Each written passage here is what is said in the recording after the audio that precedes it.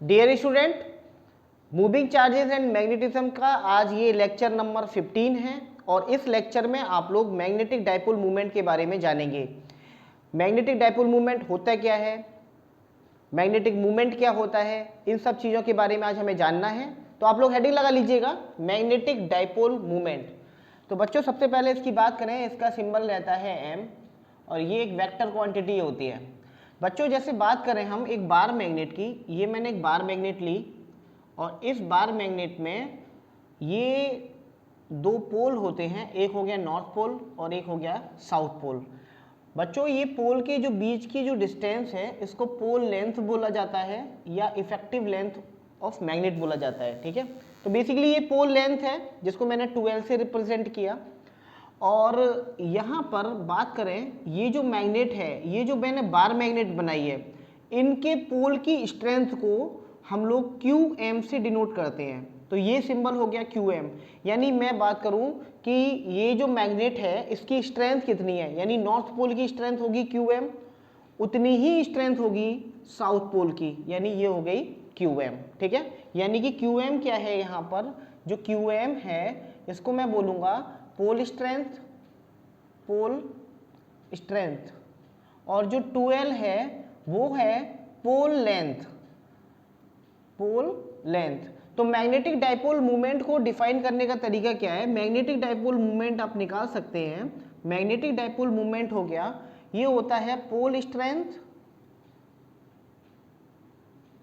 Multiply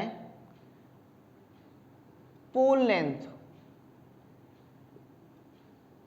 यानी कि इस मैग्नेटिक डाइपोल मूवमेंट को बताएंगे तो ये हो गया QM मल्टीप्लाई बाय 12, ये होता है मैग्नेटिक डाइपोल मूवमेंट। बच्चों जो पोल स्ट्रेंथ होती है, पोल स्ट्रेंथ को की जो यूनिट होती है जो हम मेज़र करते हैं वो होती है एम्पियर मीटर। तो इस प्रकार से जो m की जो यूनिट बनेगी, यूनिट ऑफ m, यानी कि मैग्नेटिक डाइपोल मूवमेंट की यूनिट बनेगी, वो बनेगी QM की यूनिट हो गई ampere into metre multiply by जो इफेक्टिव लेंथ है, ये जो पोल लेंथ है इसकी हो गई मीटर। तो इस हिसाब से ये जो यूनिट निकल के आएगी वो निकल के आएगी एम्पियर इंटू मीटर स्क्वायर। इसको हम लोग शॉर्टकट में ऐसे भी लिख सकते हैं A into M square, A माने एम्पियर और एम स्क्वायर मतलब हो गया मीटर स्क्वायर।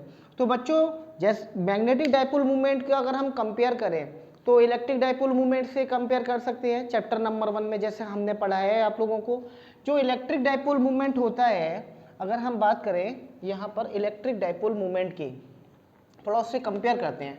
सिमिलरली है magnetic dipole movement, electric dipole movement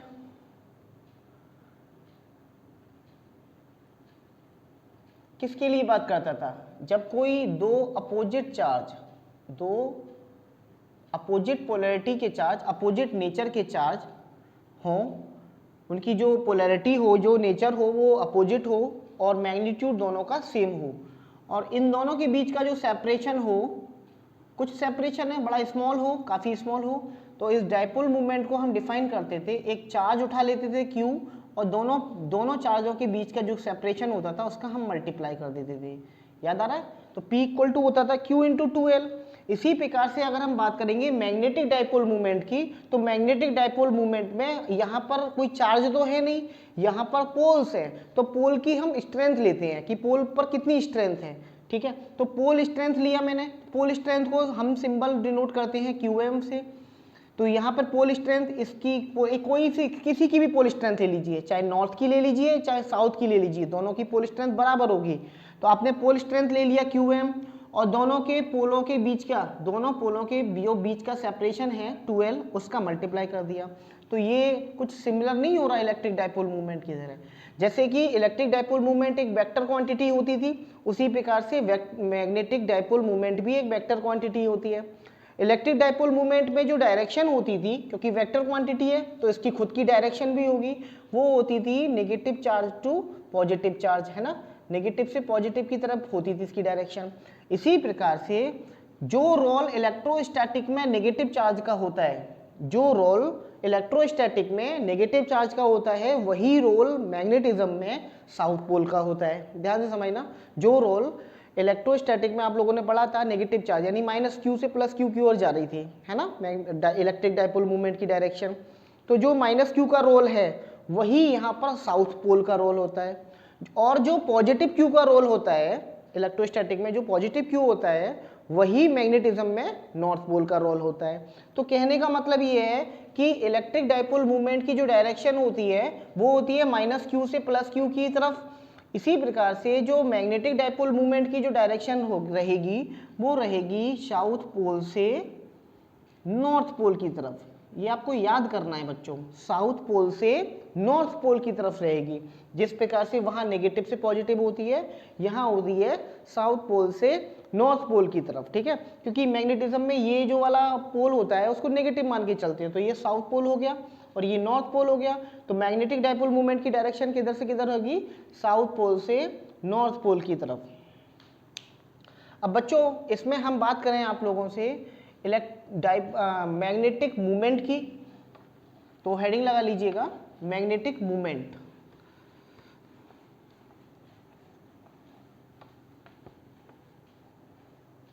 magnetic movement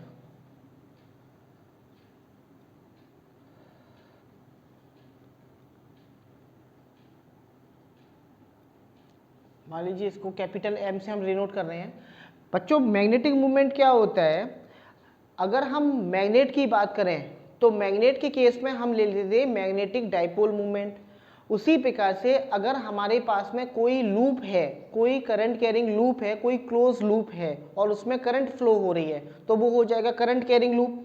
तो वो जो करंट कैरिंग लूप है वो मैग्नेटिक डाइपोल की तरह व्यवहार करता है और उसका भी डाइपोल मूवमेंट निकाला जा सकता है। जैसे कहने का मतलब ये है कि ये आपके पास में एक लूप है, ठीक है, ये लूप है और मान लीजिए इसमें आई करंट फ्लो हो रही है, ठीक है, ये आई करंट आपके सामने फ्लो हो रही है।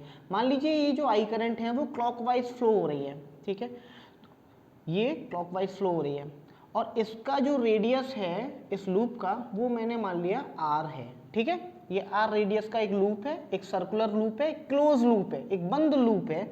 इस लूप में आई करंट फ्लो हो रही है और जिसकी रेडियस खुद की कितनी है r। तो मैंने क्या बताया कि यहाँ पर ये करंट कैरिंग वायर हो गया, एक करंट कैरिंग लूप हो गया। तो इतना आपको पता है कि अपने आसपास मैग्नेटिक फील्ड बनाएगा, ठीक है, अच्छी तरीके से पता है।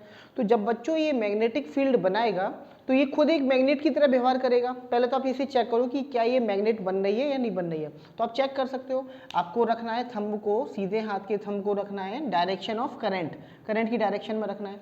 अपनी उंगलियों को खोल लेना है और देखना है आपको। तो जो मैग्नेटिक फील्ड की डायरेक्शन आ रही है वो कुछ इस टाइप से आ रही है, देखिए चेक कर लीजिए, कुछ इस टाइप से आ रही होगी, यानी ये इस तरह से मैग्नेटिक फील्ड बनना होगा, है ना।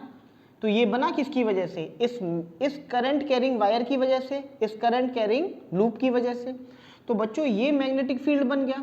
तो कहने का मतलब ये है कि ये जो लूप है वो अपने आसपास के क्षेत्र में चुंबकीय क्षेत्र को स्थापित कर रहा है, यानी चुंबकीय क्षेत्र को बना रहा है, मैग्नेटिक फील्ड को बना रहा है। तो ये एक मैग्नेट की तरह व्यवहार कर रही है, ध्यान से समझना, ये किसकी तरह व्यवहार कर रही है, एक मैग्नेट की तरह।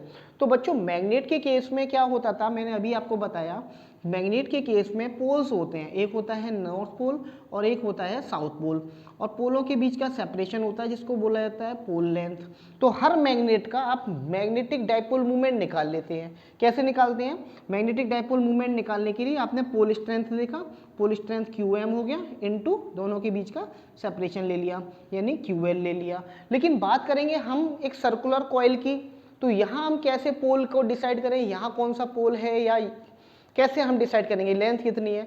तो आप ध्यान से समझिए, आपको ये समझना है कि आपको जिधर से, देखो आप घर में एक प्रैक्टिकल करके देखना, एक आपको एक रिंग लेना, ठीक है, उसमें करंट को फ्लो कराना। करंट फ्लो कराने की आवश्यकता नहीं है, आप एक छोटी सी पेंसिल लेना और पेंसिल को मूव करा के देखना, ठीक है। तो जिधर से मूव होगी आपकी तरफ से, अगर आप इसे देख रहे हो, मेरी तरफ से अगर मैं इसी लूप को देख रहा हूँ, एक इमेजिनरी लूप को देख रहा हूँ, तो इस तरफ मैं देख रहा हूँ, तो मेरे हिसाब से ये जो है वो एक क्लॉकवाइज बनना है। देखिए ध्यान से, मेरे हिसाब से क्लॉकवाइज बनना है। ये 12 बजा, फिर उसके बाद 3, फिर 6, फिर ये 9, फिर 12, 3, 6, 9, 12, 3, 6, 9, 12, फिर 3 बन गया, फिर 6, फिर 9, फिर 12, 3, 6, 9। और आप इसी को अपने सामने आप वीडियो पे देखेंगे तो आपको ये एंटी क्लॉकवाइज दिखा रहा होगा, है ना। आपको सामने से एंटी क्लॉकवाइज लग रहा है, लेकिन मैं इस चीज़ को देख रहा हूँ तो मुझे कैसे दिखाई दे रहा है, क्लॉकवाइज दिखाई दे रहा है। तो जो चीज़ आप देख रहे हैं वो एंटी क्लॉकवाइज है और मेरे हिसाब से ये क्लॉकवाइज है। अब देखिए जरा उल्टा करता हूँ, अब मेरे हिसाब से ये एंटी क्लॉकवाइज हो गया, मेरे हिसाब से ये एंटी क्लॉकवाइज हो गया, ठीक है, ये एंटी क्लॉकवाइज हो गया, करंट एंटी क्लॉकवाइज करंट हो गया, ठीक है। इमेजिन करना, तो आपकी तरफ से ये जो आप देख रहे हो इस वीडियो में, तो आपकी तरफ से कैसा हो गया ये क्लॉकवाइज करंट, ठीक है। आप इमेजिन करके देखिए, आप फील करके देखिए इस चीज़ को। तो बच्चों कहने का मतलब ये, इस बोर्ड में जब आप देख रहे हो तो बोर्ड में आपको कैसी दिखाई दे रही है करंट, क्लॉकवाइज। तो 100% ये जो साइड दिखाई दे रही है, अगर क्लॉकवाइज करंट है तो आपका ये 100% साउथ पोल फॉर्म होगा। और अगर एंटी क्लॉकवाइज करंट है, अगर एंटी क्लॉकवाइज करंट है, ये एंटी क्लॉकवाइज करंट हो गई तो ये हो जाएगा आपका नॉर्थ पोल, ठीक है। तो यही हिसाब है। तो अब ये पोल्स हो गए, साउथ पोल और ये नॉर्थ पोल। हालांकि वही चीज बताई मैंने आप लोगों को कि एक करंट कैरिंग लूप है वो एक मैग्नेट की तरह व्यवहार करती है। तो बच्चों यहाँ पर अगर लूप के लिए बात करेंगे तो मैग्नेटिक डाइपोल मूवमेंट की बात नहीं करते हैं, हम बात करते हैं मैग्नेटिक मूवमेंट की, है ना। ये भी एक वेक्टर क्वांटिटी है। अब मैग्नेटिक मूवमेंट की बात कर रहे हैं तो मैग्नेटिक मूवमेंट एक लूप का होगा कितना, उसे हम निकालते हैं। तो मैग्नेटिक मूवमेंट का क्या फंडा है, जैसे मान लीजिए ये लूप है और इस लूप में ये कोई करंट फ्लो हो रही है आई, ठीक है, ये आई करंट फ्लो हो रही है और ये मान लीजिए ये लूप की रेडियस है आर, है ना, ये उसका हो गया सेंटर। तो बच्चों मैग्नेटिक मूवमेंट को डिफाइन करने का तरीका क्या बताया है, जो मैग्नेटिक मूवमेंट है, मैग्नेटिक मूवमेंट बच्चों पहले ये याद करो कब निकालना है, जब कोई करंट कैरिंग कोई लूप हो। और अगर एक बार मैग्नेट हो तो हम किसकी बात करेंगे, मैग्नेटिक डाइपोल मूवमेंट की बात करेंगे। ये दोनों चीज़ों में बड़ा डिफरेंस है, ध्यान से समझ लीजिए। अगर एक मैग्नेट की बात कर रहे हैं, एक बार मैग्नेट की बात कर रहे हैं, तब हम बात करेंगे मैग्नेटिक डाइपोल मूवमेंट की। उसके लिए हम फॉर्मूला लगा देते हैं QM×2L। लेकिन यहाँ पर पोल की बात कैसे करेंगे हम, तो यहाँ पर इतना समझ लीजिए आप कि मैग्नेटिक मूवमेंट कब निकलेगा, वही चीज़ है मैग्नेटिक डाइपोल मूवमेंट, है ना। तो मैग्नेटिक डाइपोल मूवमेंट निकलता है एक करंट कैरिंग लूप के लिए, क्लोज लूप के लिए। उसके लिए फॉर्मूला है I×A, मतलब जितनी करंट फ्लो हो रही है और कितने उसका रेडियस कितना है, उस लूप का सॉरी एरिया कितना है, तो ये लूप का एरिया हो गया M=IA। तो यहाँ से M कितना निकल के आएगा बच्चों, I×A। I का मतलब हो गया एम्पियर अगर मैं इसकी यूनिट की बात करूँ, और एरिया हो गया मीटर स्क्वायर, तो ये एम्पियर मीटर स्क्वायर निकल के आ गया। यानी कि मैं शॉर्ट में लिखना चाहूँ तो M हो गया A×M², ये एम्पियर मीटर स्क्वायर निकल के आ गया। तो बच्चों एम्पियर मीटर स्क्वायर निकल के आ गया। इसकी डायरेक्शन किधर होगी, इसकी डायरेक्शन जिधर मैग्नेटिक फील्ड रहेगा वही मैग्नेटिक मूवमेंट की डायरेक्शन होगी। तो मैग्नेटिक फील्ड कैसे निकलेगा, तो बस आपको सीधी बात है, कुछ नहीं करना, आपको उंगलियों को, सीधे हाथ की उंगलियों को in the direction of current रखना है, in the direction of current रखना है। जिधर आपका थंब जाएगा वही होगी मैग्नेटिक मूवमेंट की डायरेक्शन। तो डायरेक्शन इस हिसाब से किधर आ रही है, इनवर्ड, ये निकल के आ रही है इनवर्ड। तो डायरेक्शन कैसी होगी इसकी, क्रॉस, यानी कि जो उसकी डायरेक्शन है वो इनवर्ड होगी।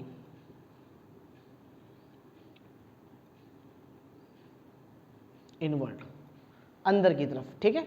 तो मैग्नेटिक मूवमेंट होता क्या है, मैग्नेटिक मूवमेंट करंट किस लूप में फ्लो हो रही है और उस लूप का एरिया, उन दोनों का प्रोडक्ट हो गया, यानी M=I×A। M का फॉर्मूला क्या हो गया, एम्पियर×मीटर², M=AM², यानी एम्पियर को मैंने A लिखा, M²। तो मैग्नेटिक मूवमेंट कहाँ यूज करना है, जहां पर एक लूप की बात करें। मैग्नेटिक डाइपोल मूवमेंट कहाँ यूज करना है, जहां एक मैग्नेट हो। चलिए अब इसके बच्चों न्यूमेरिकल करते हैं, और न्यूमेरिकल करने से पहले कुछ प्रैक्टिस करा देते हैं आपको, कुछ स्पेशल केसेस लेके।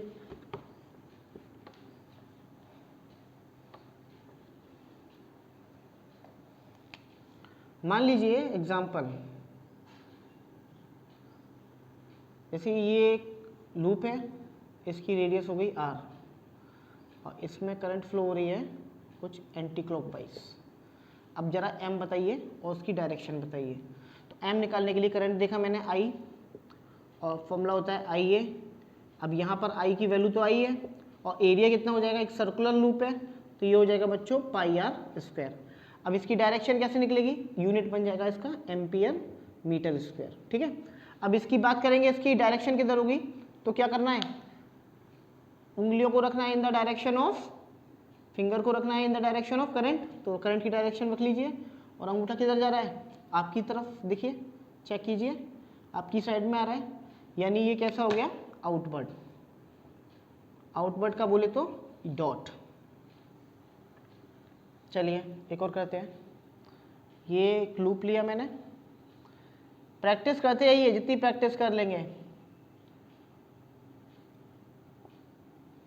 इसका मैग्नेटिक मूवमेंट निकालना है, फॉर्मूला क्या होगा, m equal to I into A, I की वैल्यू इस बार आई दिखाई दे रही है, एरिया कितना हो जाएगा इसका, एरिया हो जाएगा बच्चों लेंथ इंटू ब्रेड्थ, यानी ए इंटू बी, ये आई ए भी हो गया इसका, और ये हो गया एम्पियर मीटर स्क्वायर। अब बात करेगा इसकी डायरेक्शन की, तो फिंगर को रखना है in the direction of loop, तो फिंगर को रख लीजिए, फिंगर कैसा जा रहा है, क्लॉकवाइज जा रहा है, तो क्लॉकवाइज के लिए ये इनवर्ड ही आएगा, देखो चेक करो, इनवर्ड ही आएगा, इनवर्ड ही आएगा, कहीं से भी चेक कर लीजिए, कहीं से भी देख लीजिए, इनवर्ड अंदर की तरफ ही जाएगा अंगूठा आपका,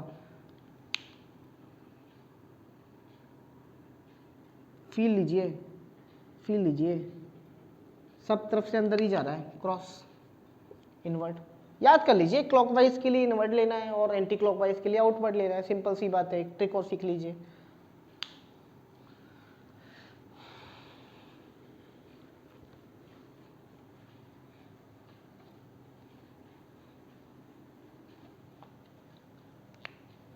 find magnetic movement as shown in figure।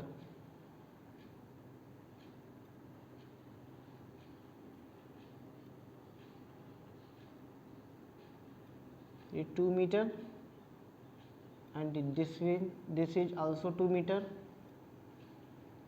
and 0.5 ampere. अब देखिए कैसे निकालेंगे, तो मैग्नेटिक मूवमेंट निकालने का तरीका क्या हो गया, m equal to I multiply by A, I current कितना है 0.5, एरिया ये 2 मीटर, ये 2 मीटर, यानी कि एक स्क्वायर में फ्लो हो रही है, यानी कि हो गया 4 मल्टीप्लाई बाई 0.5, यानी कि हो गया 2 एम्पियर मीटर स्क्वायर।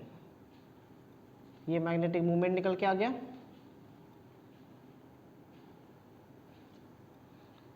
इसकी आप निकाल लीजिए डायरेक्शन, आउटवर्ड निकल के आएगा, ठीक है, डॉट बाहर की तरफ। तो बच्चों यूपी बोर्ड में बेसिकली छोटे छोटे क्वेश्चन ये 1 या 2 नंबर के मैग्नेटिक मूवमेंट निकालने को पूछता है, जिनको हम लोग हिंदी में बोलते हैं चुंबकीय आघूर्ण। ठीक है, क्या बोलते हैं, चुंबकीय आघूर्ण। चलिए कुछ अच्छे और न्यूमेरिकल करते हैं।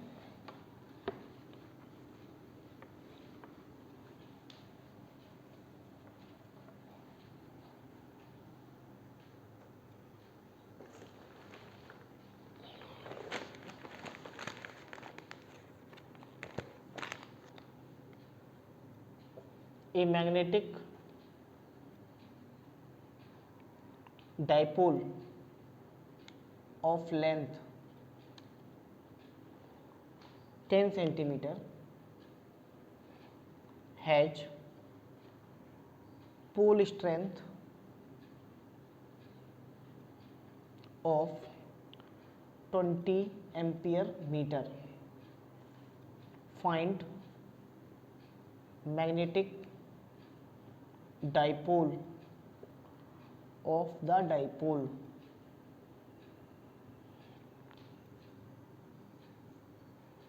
कैसे करेंगे इसको बच्चों, इस क्वेश्चन में आपसे बोल रहा है एक मैग्नेटिक डाइपोल की बात कर रहा है, ऑफ लेंथ दे रहा है, तो लेंथ की बात करेगा तो एक मैग्नेट की ही बात कर रहा होगा। ये डाइपोल हो गया जिसमें 2 पोल हैं, ये नॉर्थ पोल और ये हो गया साउथ पोल, और दोनों के बीच का जो सेपरेशन है वो कितना है 10 सेंटीमीटर। ठीक है, और पोल स्ट्रेंथ कितनी है इसकी, यानी कि अगर हम बात करेंगे पोल स्ट्रेंथ की, ये कितना दे रखा है 20 एम्पियर मीटर। अब आपका ये QM दे रखा है, फॉर्मूला क्या पूछा है मैग्नेटिक डाइपोल का, यानी M इज इक्वल टू हो गया QM multiply by 2L। QM कितना दे रखा है 20 एम्पियर मीटर, और 12 कितना दे रखा है 10 सेंटीमीटर। इसका मतलब हो गया 10 into 10⁻⁻2 metre, that mean 10⁻⁻1 metre, क्योंकि 1 सेंटीमीटर में 10⁻⁻2 मीटर होते हैं। अब ये 10⁻1 मीटर हो गया, तो m इज इक्वल टू हो जाएगा QM कितना है 20 multiply by 10⁻1, that mean 2 ampere metre. यही इस क्वेश्चन का आंसर है। ठीक है, चलिए एक और न्यूमेरिकल ट्राई करते हैं। नोट कर लीजिए आप लोग, 2 ampere metre square, ampere metre square.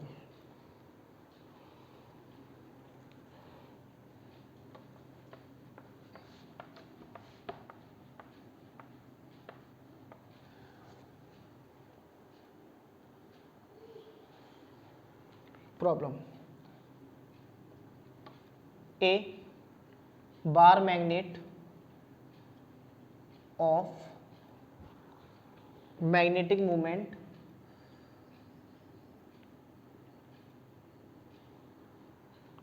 (5 ampere metre square) has poles 20 centimetre apart.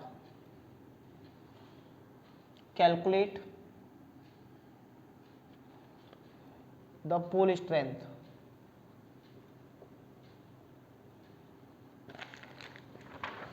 आपसे पोल स्ट्रेंथ पूछा है बच्चों, यानी QM। अब बच्चों यहाँ पे पोल्स की बात कर रहे हैं, पोल्स 20 सेंटीमीटर अपार्ट है और मैग्नेटिक मूवमेंट की बात कर रहा है, तो घबराना नहीं है, ये मैग्नेटिक डाइपोल मूवमेंट की बात कर रहा है ना, क्योंकि मैग्नेट की बात कर रहा है। तो मैग्नेट में ये पोल्स हो गए, ये हो गया नॉर्थ पोल, ये हो गया साउथ पोल, दोनों के बीच का सेपरेशन कितना दे रखा है 20 सेंटीमीटर, यानी जो 12 है वो 20 सेंटीमीटर है। अब ये मत कर देना कि 2 का डिवाइड करके L की वैल्यू निकाल दें 10 सेंटीमीटर, ऐसा मत करना, ये पूरा ही गैप है 20 सेंटीमीटर। तो यहाँ से ये जो 12 रहेगा वो 20 मल्टीप्लाई बाय 10⁻⁻2 मीटर आ गया। ठीक है, चलिए अब पूछा है पोल स्ट्रेंथ QM पूछा है आपसे, और इसका मैग्नेटिक मूवमेंट कितना दे रखा है m दे रखा है 5 एम्पियर मीटर स्क्वायर। तो m QM इक्वल टू कितना होता है, सॉरी m इक्वल टू होता है QM मल्टीप्लाई बाय 12, और डायरेक्शन साउथ टू नॉर्थ होती है। अब यहाँ से मुझसे पूछा है QM, तो QM इक्वल टू हो जाएगा m मल्टीप्लाई बाय 12। m कितना है आपके सामने 5 एम्पियर मीटर स्क्वायर, और 12 यानी सेपरेशन कितना है 20 मल्टीप्लाई बाय 10⁻2, ये ऊपर जाएगा, ये हो जाएगा 5 गुणा 10 की पावर 2 अपॉन 20, 5 4 ज़ा 20, और ये आ जाएगा आपका 100 डिवाइडेड बाई 4 यानी कि 25। पूछा किसकी है, पोल स्ट्रेंथ की पूछा है, तो ये हो गया एम्पियर मीटर। ये इस क्वेश्चन का आंसर हो गया 25 एम्पियर मीटर। ठीक है, तो ये 25 एम्पियर मीटर है। तो बच्चों ध्यान रखना, इसकी डायरेक्शन की बात करें तो डायरेक्शन किधर से इधर हो जाएगी, साउथ टू नॉर्थ पोल। तो मैंने मैग्नेटिक मूवमेंट के भी न्यूमेरिकल करा दिया आपको, मैग्नेटिक मूवमेंट के कुछ केस समझा के कुछ न्यूमेरिकल कराए, और मैग्नेटिक डाइपोल मूवमेंट के भी करा दिए। तो बच्चों नेक्स्ट लेक्चर में हम लोग torque exalted on a loop पढ़ेंगे कि एक लूप रखा होगा मैग्नेटिक फील्ड में, उस पर कितना टॉर्क लगता है। तो मैग्नेटिक मूवमेंट समझने के बाद वो लेक्चर आपके लिए बहुत आसान हो जाएगा। आप लोग मेहनत करते रहिएगा, पढ़ते रहिएगा। All the very best.